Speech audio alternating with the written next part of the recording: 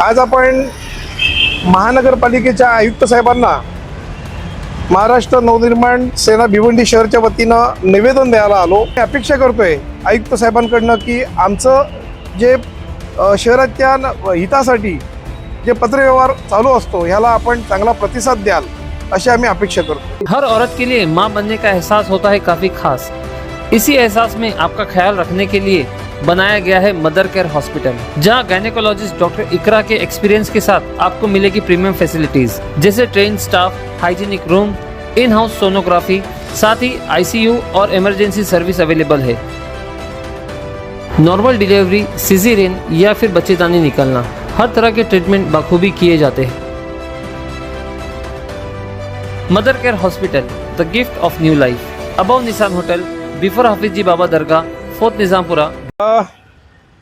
आज आपण महानगरपालिकेच्या आयुक्त साहेबांना महाराष्ट्र नवनिर्माण सेना भिवंडी शहरच्या वतीनं निवेदन द्यायला आलो।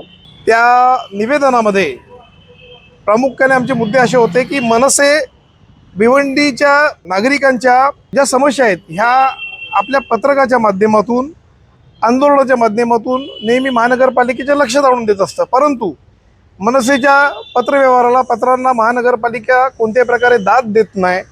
मग आम्ही पत्रव्यवहार करायचा की नाही, लोकशाही मार्गाने जायचं की नाही, की हमेशा असंख्य केसेस अंगावर घ्यायच्या, हा सगळा जाब विचारायला आयुक्त साहेबांना भेटायला मनसेची संपूर्ण भिवंडी शहरची टीम आज आली होती।